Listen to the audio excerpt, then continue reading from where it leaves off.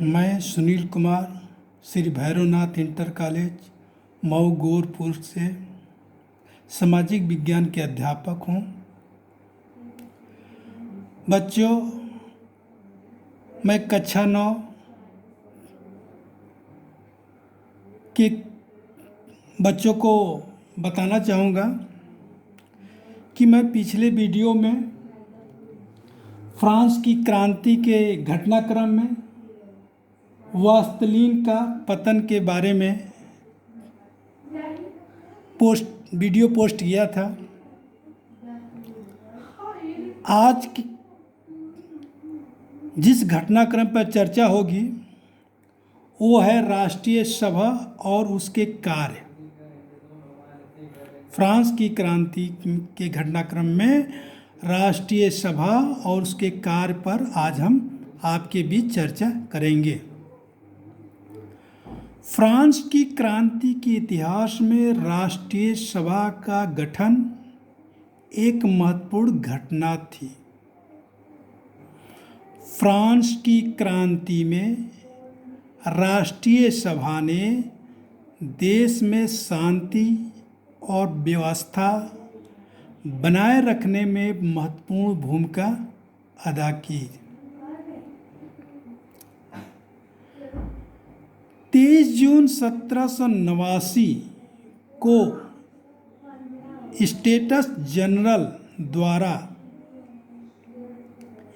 एक सभा की स्थापना की गई, जिसको हम राष्ट्रीय सभा के नाम से जानते हैं।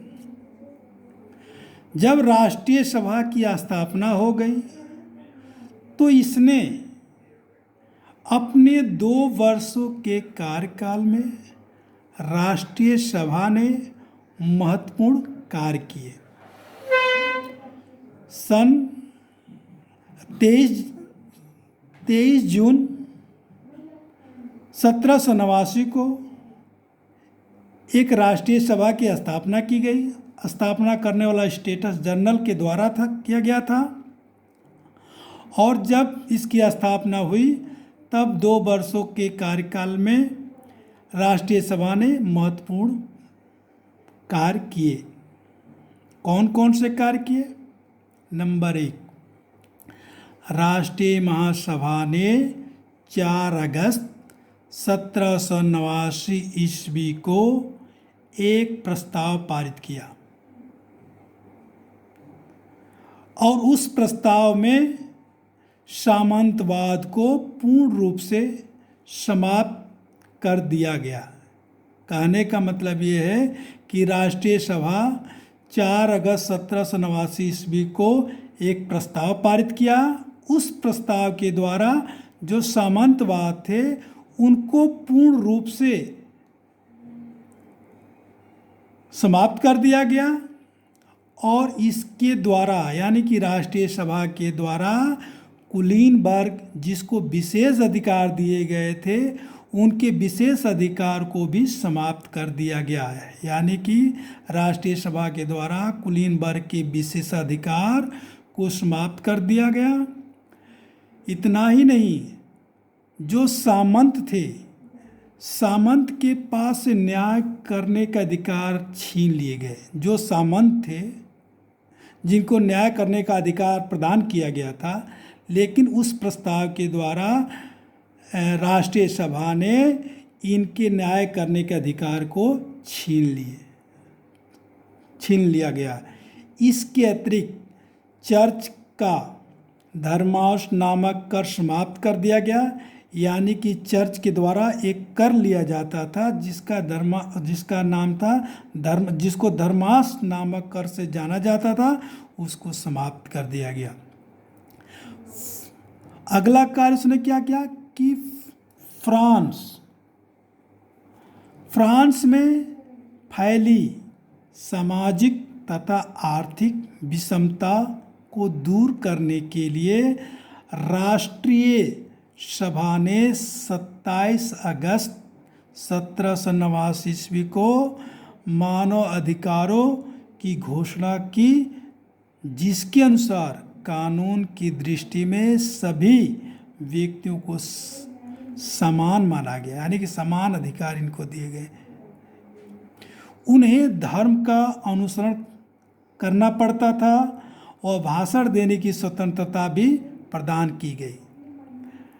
इतना ही नहीं, राष्ट्रीय सभा ने जो कार्य किए उसने यूरोप के प्रथम लिखित संविधान का निर्माण भी किया और 1791 ईस्वी में इसको स्थापित किया गया।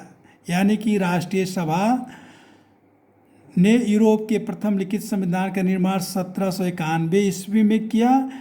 जिसके दौरान या जिसके वजह से या जिसके अनुसार राजा की जो शक्ति थी उस शक्ति को कम कर दिया गया। यानी कि राजा के पास अपार शक्ति थी, उस शक्ति में भी कमी कर दी गई। राष्ट्रीय सभा ने पादरियों के लिए एक संविधान का भी निर्माण किया जिसके द्वारा धार्मिक अनैतिकताओं को दूर करने का प्रयास किया गया तथा फ्रांस में लोकतंत्र को स्थापित किया गया। बच्चों, आज का जो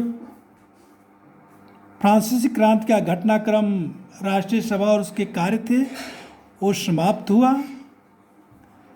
अब मैं आपको कुछ महत्वपूर्ण प्रश्न देना चाहूँगा जिसका उत्तर आपको देना है। प्रश्न नंबर 1, राष्ट्रीय सभा की स्थापना कब की गई? प्रश्न नंबर 2, राष्ट्रीय सभा में मानव अधिकारों की घोषणा कब की गई? इस प्रकार से आज का जो लेसन था वो समाप्त हुआ। अगले जो टॉपिक होगा उस टॉपिक को मैं वीडियो के माध्यम से आप तक पुनः भेजने का कार्य करूँगा। आज के लिए बस इतना। धन्यवाद।